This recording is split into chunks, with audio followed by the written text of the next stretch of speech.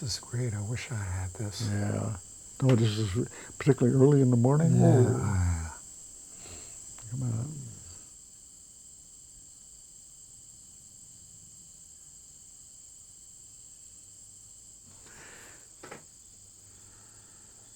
Yeah.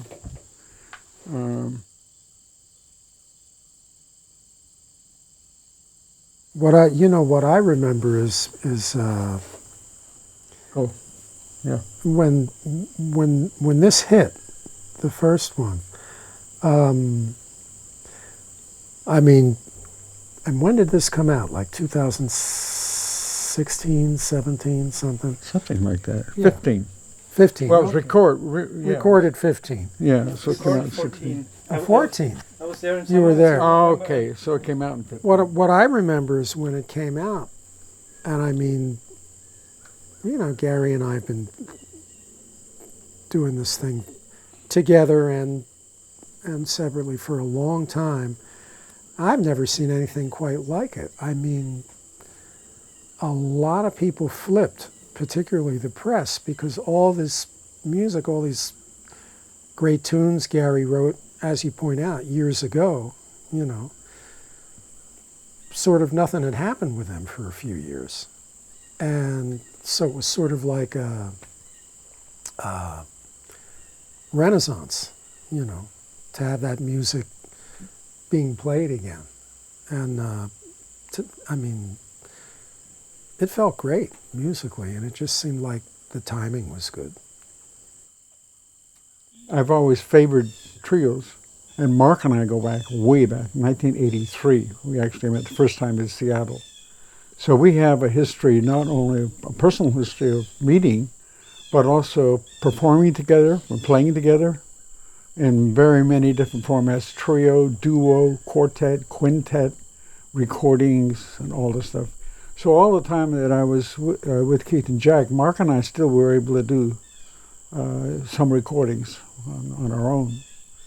And so we have a very long history, musically speaking. So, and I knew that if I ever wanted to start a trio for myself, a piano trio, that he would be the one I would want to play piano. And so the question was, what drummer is going to work? And we went through quite a few drummers. Yeah, we did. And Paul Motion came pretty close. Yeah. But he was also very busy doing a bunch of things on his own. But it wasn't until we did the Birdland in New York with Joey that it was like, finally, this is the drummer. This is the one. So I called Manfred immediately and said, got to record this. Yeah. And so he set the date up for us to record that first one. And so that's how it started. I had a tour under my name with basically what became John's quartet. It was Joey and Drew Gress and John. And Manfred was at a festival we were playing. So he wanted to record the band, and he wanted to record it as John's group, which was fine. John and I had been playing together for a while. I didn't care whose name was on it. And then I think the thing with Gary, that happened like not too long after that, a year or two after that. And it just fell together at the right time. The thing about tunes like, really any of them, but I'm thinking in particular of Gaya, of Empty Carousel. Oh, yeah. And Requiem. Mm-hmm. Gary plays piano. He's pretty good. And a lot better than I play bass, that's for sure. And, the thing is, he's absolutely terrific at playing free. There's no question about it. But his knowledge of harmony, and I'm speaking as a piano player now, is like unbelievable. And a tune like Gaya, that's like, it's incredible how intricately or perfectly that kind of works, you know, harmonically. And I mean, I've played plenty of tunes, we all have, by people that don't really work, you know. And that, to me, that's a really interesting thing about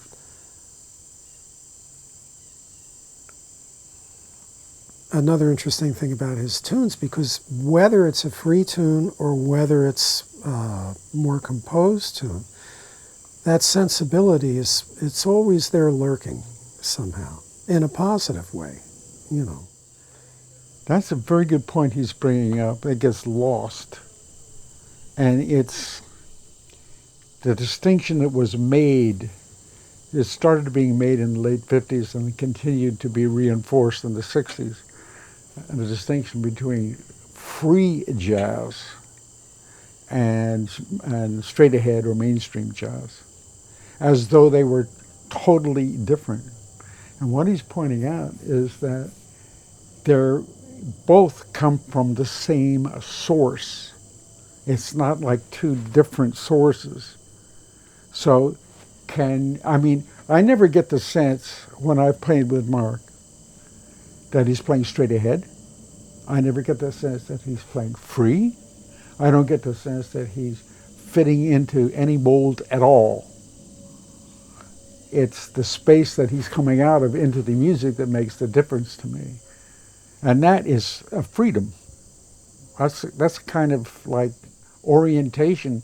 You can't learn that. That's something that precedes learning of any kind. But it's important to notice that you know, somebody asked me before, it's like, well, how does it feel like when you're playing with Albert Eicher and Don Cherry and Sonny Murray? I mean, that's all free stuff, and then you do something with Keith that's not free. That doesn't make any sense to me. Yes, the form, the way that it appears in sound will be different. The expression is being different, but it all comes from the same place.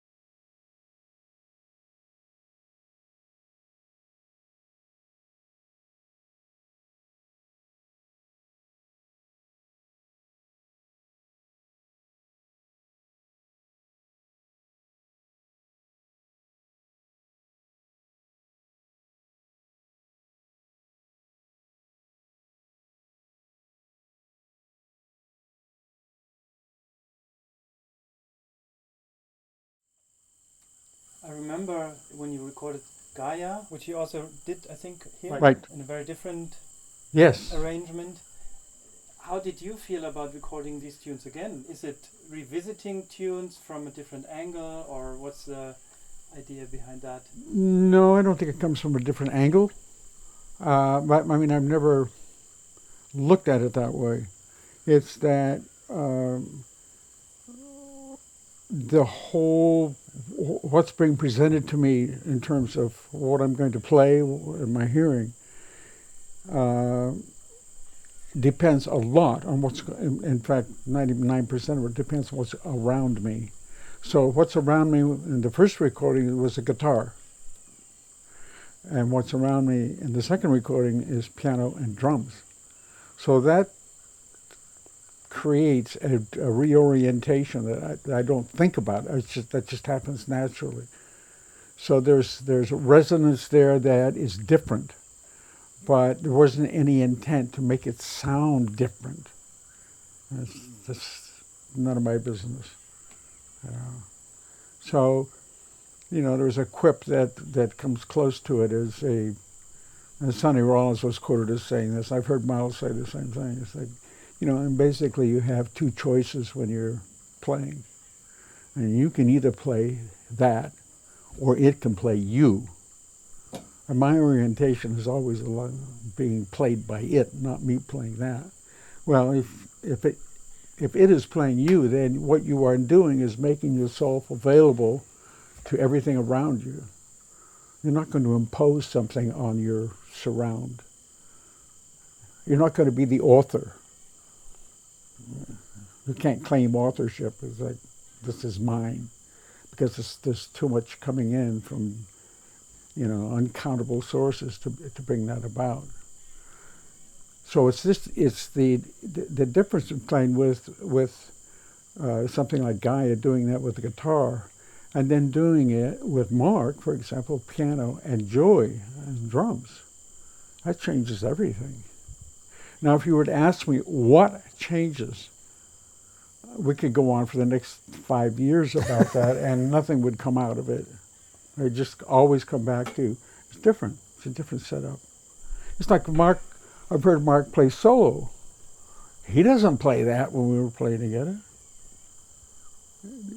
It's a different milieu. It's a different context in which one is performing. The way I think of it is, you play what's happening. You don't play what was happening like last week or the last group or whatever. You play what's happening. And this is the great thing about making music with Gary. I mean, he's all about that.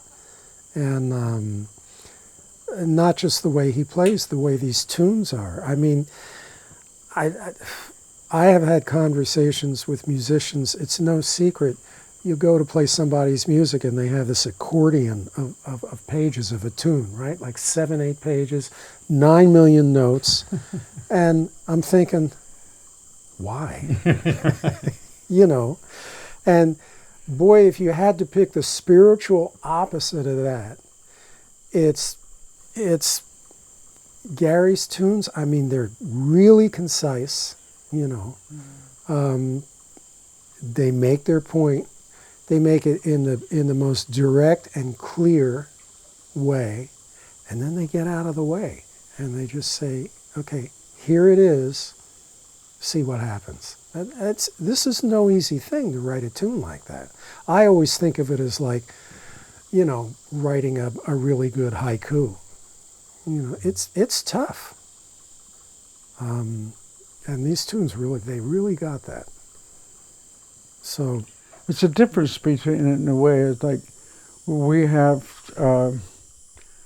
when we think of a word called thinking, there is an aspect of thought that is absolutely silent. So it's devoid of syntax in terms of language, like language has syntax. But there's a way of listening and orientating to music in which you're listening with your mind, not your thinking. But it's silent. You're basically embedded in silence, and you're allowing this to come out of the silence. You play one note, or Marc can play one chord, and just the way that his hands come down on the keyboard and make that chord. I'm hearing the sound, but I'm hearing beyond that. There's something else going on there that I can't put into words or articulate or rationalize or conceptualize or anything like that. That's what I'm looking for. That's what I'm listening to. That's what has significance. The actual notes, if you transcribed his solo or something, it's just notes on a page. Right? But that isn't what I listen to. Well, that's not what inspires me. And I hear that in his compositions and his playing. There's a willingness to be vulnerable. Instead of being in control, be vulnerable.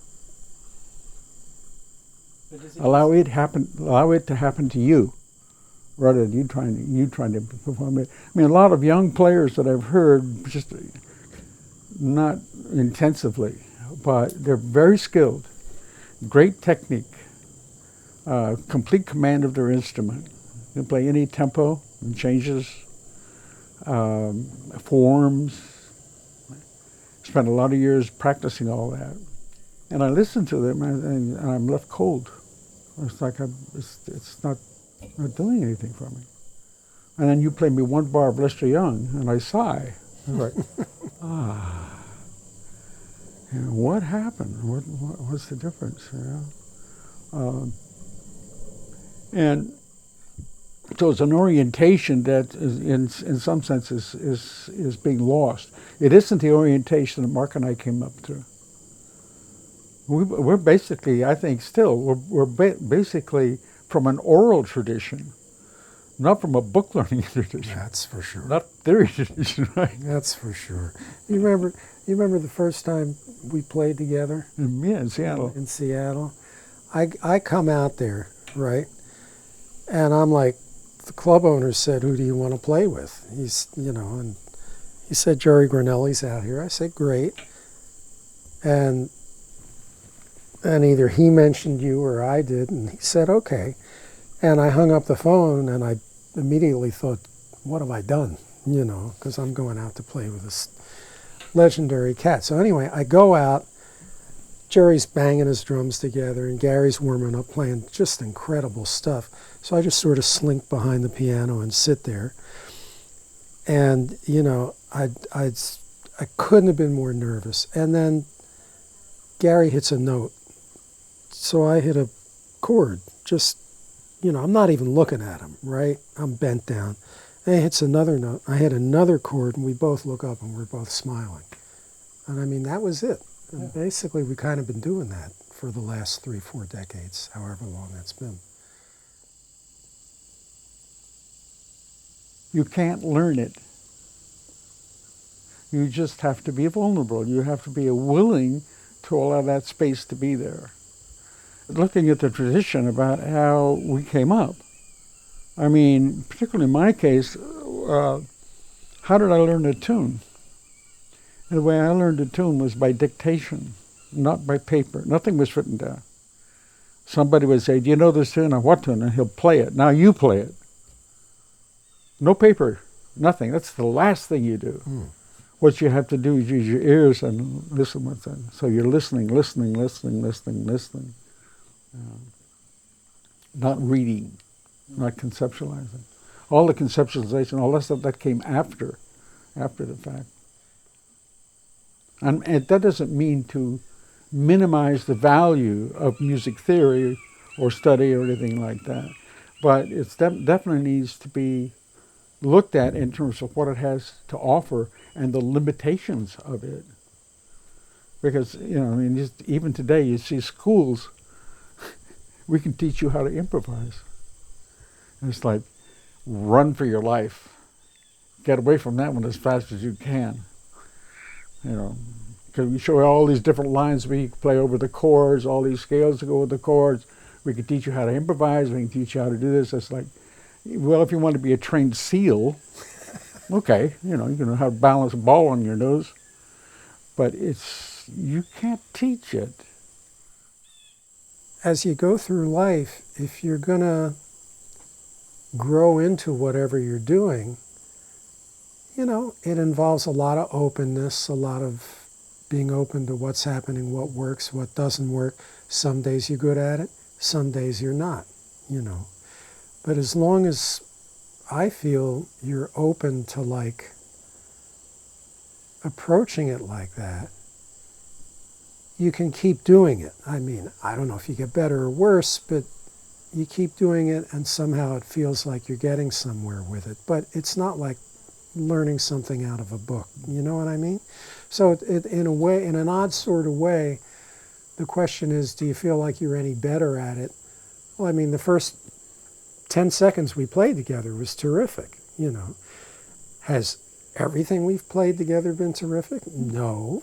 Has a lot of it been? I like to think so. Certainly felt good. But the point is, it's like asking a couple, you know, are you any better at this than you were 20, 30 years ago? Well, we're working on it, you know. And that's, I mean, personally, to me, music kind of feels like a work in progress. Yeah, You know? work in progress. Yeah, do you have it now? Well, no, but I'm working on it. Yeah. You know, if I got to the point where I could say, yeah, I got it, I'd be worried. I would never play with you I'm again. saying, I would be very worried about what had happened to my head. Nah, you know? we'd be friends, but we would never. Yeah. Work in progress. You know, and interestingly enough, the musicians like Gary, like John Abercrombie, the late John Abercrombie, whom I hit it off with and had a connection with, that vibe is there. You know, if somebody has the other kind of vibe, it's like oil and water, you know. And Miles said, I know what you're playing. I want to hear what you don't know. That's very, very direct. It's the, you know, if you're not aspiring toward that, then you might as well hang it up or be a teacher or a record producer or a lawyer. I mean, as a piano player, classic thing that happens once in a while, you get to the instrument, there's a couple notes out of tune. I mean, bad, you know. So, to me, the only way to deal with it is find other stuff to play. But I'm kind of trying to do that anyway. And the guy I first heard this from, you remember Keeter Betts? Yeah. Bass player? Yeah. I used to work with Keeter when I lived in Washington, D.C. Oh, you did? I didn't know Yeah, that. yeah. Oh, that's He great. was the original bassist in the Wynton Kelly Trio. Right. And then he got married, fell in love, moved to Washington, and Paul Chambers ended up in the trio. But Keeter said, they got to a club one night, and he said a lot of notes were out of tune. And he said, you never would have known. He said Wynton found his way around and just found other stuff. Yeah. And that's it. Yeah. You know, because if you're going to go play the same old stuff, I mean, it's not even a question if it's going to sound boring. It ain't going to sound right because some of these notes are out of tune. Right. So you got to decide: am I going to adjust, or am I going to just play what I already know? And I sort of prefer work in progress. You know. What happens is you begin to live your life like that. It's not just the music. Your life turns out that way. You know, this is what is. Okay, if this is what is, then what's next? Don't try to make it be anything other than what it is. You know. So it's. I'm really grateful for. I mean, I think how fortunate I am personally just to have been able to be alive in this lifetime, and to have had the opportunities I've had musically. I was born with a little bit of a gift that encouraged me enough to continue to explore it and develop it. But those kinds of experiences are the only ones that really have sustained my life, you know, since as long as I can remember.